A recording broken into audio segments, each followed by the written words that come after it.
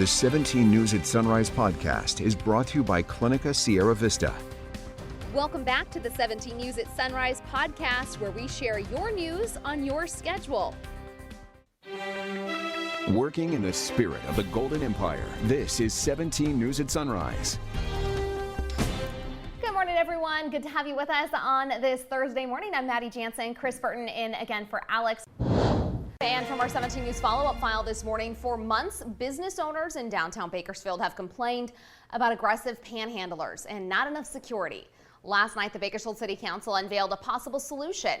17th Marco Torres has more. The Bakersfield City Council Wednesday evening unanimously approved giving $50,000 to the Downtown Business Association, a fraction of the money the city received from the American Rescue Plan Act. The funds will be used to beef up private security. This is a big win for downtown, a big win for our downtown businesses. This is security. This is extra security to help these businesses so they can lessen the crime and the mental illness that comes through their businesses on a daily basis.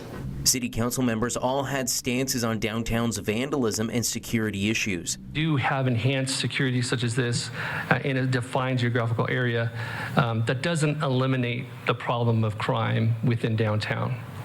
All it does is potentially displace it to a few blocks away. If we lose our downtown area, that's kind of the heartbeat of any city, and you can see what's happened in cities all over this country, that they're losing their inner city. And it's got to be done if we're ever going to start pushing back on crime in this area. It needs to happen, and it needs to happen now. During the meeting, City Manager Christian Clegg announced any recognized business association in Bakersfield can apply for these funds for private security. The ARP funds total $1 million. Councilman Andre Gonzalez proposed allocating half of that to security and the other half to business development, which was approved. The council approved preliminary plans for gravity locks and steel lids for dumpsters in Bakersfield at the city's expense to deter vandalism and other crimes, with business owners responsible for maintaining them. The next step is for the city to come up with an enforcement policy. In Bakersfield, Marco Torres, 17 News. The Block to Block Project's hosting a luncheon at 11:30 this morning to discuss its second phase of downtown security patrol. Those interested can learn more at bakersfielddba.com.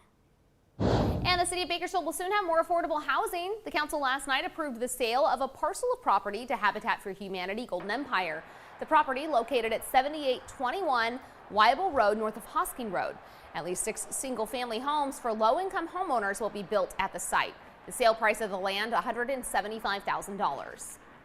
5 before your time now at 17 News is your local election headquarters. NBC News now projects Republicans have won control of the House of Representatives. Democrats still hold the Senate. A divided Congress next session gives Republicans a powerful check on President Biden and his agenda, with party leaders such as Bakersfield's Kevin McCarthy saying they plan to focus on oversight and a flurry of investigations. NBC's Bree Jackson has the latest from Washington. Republicans have now secured a majority. Republicans cementing a takeover of the House of Representatives. It is official. One-party Democrat rule in Washington is finished.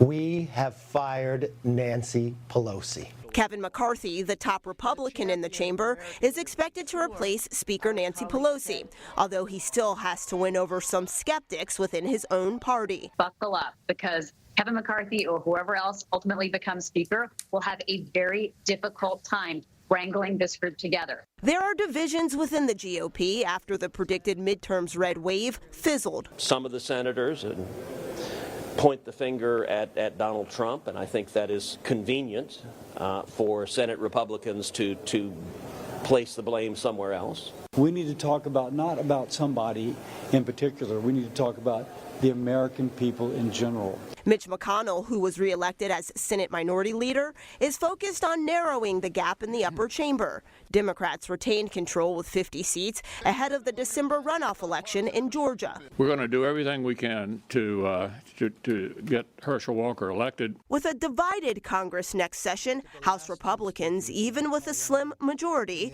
will have a powerful check on President Biden and are threatening congressional investigations ranging from his administration's handling of COVID COVID-19 to immigrants at the southern border. President Biden congratulated the top House Republican Kevin McCarthy, saying he's ready to work across the aisle. In Washington, I'm Bree Jackson for NBC News. And back here at home, Kern County Clerk Mary Bedard urging voters as they wait for results to think of Election Day as more of an election season. The Elections Office reporting more than 55,000 ballots still need to be processed.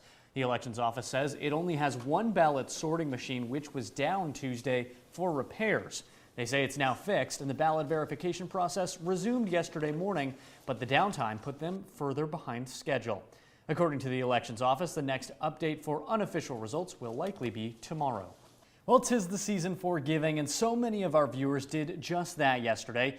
KGET teamed up with the Community Action Partnership of Kern for our all-annual holiday food drive. It started before sunrise and continued until sundown. No shortage of people stopping by to make sure those struggling this holiday season have a warm Thanksgiving meal. We have had consistent contributions from the public. We've had a huge amount of monetary donations, which is worth about 37,000 pounds of food. Really an amazing turnout. People are touched by the stories we've had today, especially about our homeless person who donated a can of food. And from all of us here at TV 17, thank you so much for giving in the spirit of the Golden Empire. And if you missed yesterday's event, you can make a monetary donation online at capk.org. All right, now to news making headlines around the state. In Los Angeles this morning, a lot of questions remain about an accident that left 24 law enforcement recruits injured, some of them seriously. It happened yesterday while they were on a morning run. Mary Beth McDade with our sister station KTLA reports. But as soon as the accident happened, the chaos, that ensued, he said it looked like an airplane wreck. There were so many bodies scattered everywhere. A wrong-way driver plowed into a group of LA County Sheriff's recruits as they were on their morning run around 6:30, leaving dozens injured. Now we're just facing some life-altering injuries from some most severely injured recruits. The tragedy occurred not far from the Whittier Academy, where the 75 recruits began their run. They were running in formation heading northbound on Mills Road north of Telegraph when a vehicle that was traveling southbound on Mills veered into the northbound lanes and struck the formation. 25 recruits were injured, 5 critically. This woman's son, who's one of the recruits and trained as a paramedic, began to triage his classmates. He was okay and then tried to help other people around him as he was able to do. So he is still very moved by what has happened. Meantime, some recruits ran to a nearby fire station that was only a few hundred feet away for help, while others tried to stop the driver who had run into a light pole but continued to keep his foot on the gas. After he hit all the recruits, the driver still had his foot on the accelerator. So my boyfriend, seeing that, he tried to break the glass or like the window open to try to get him to stop. Unfortunately, he wasn't able to, but they were able to like open the door, whatever it was, and get the driver out and detain him. Sheriff's officials say the driver is a 22-year-old male Hispanic from Diamond Bar. They say he tested negative for alcohol, but still need to determine if drugs or fatigue or anything else played a factor in this accident. The CHP is handling the investigation as is proper because this is unincorporated county area.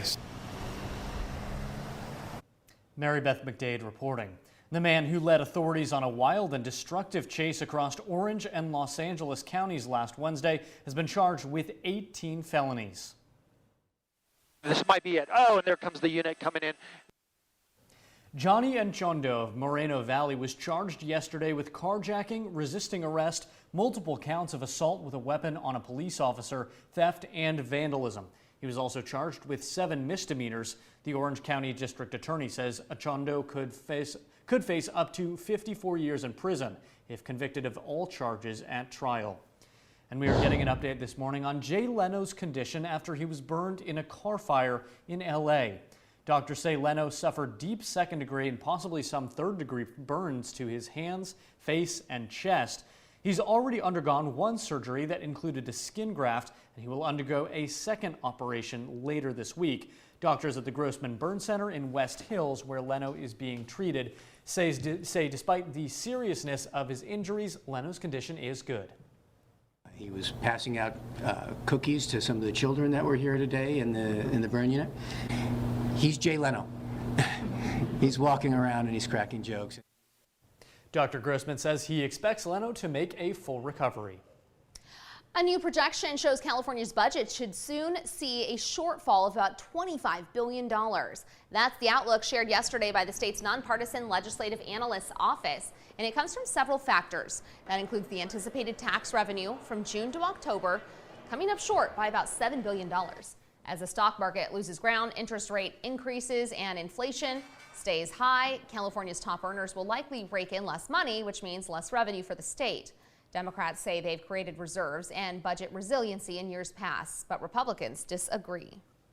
The ruling party has continued to spend and grow government without any accountability. The warnings that I have been giving is that that is not a sustainable path. The Department of Finance points out the governor has already vetoed bills he felt could lead to wasteful spending and set aside $10 billion from last year's surplus to account for future inflation. The 17 News at Sunrise podcast is a production of KGET and Nexstar Media Group. For more on all of the headlines in today's show, head to kget.com.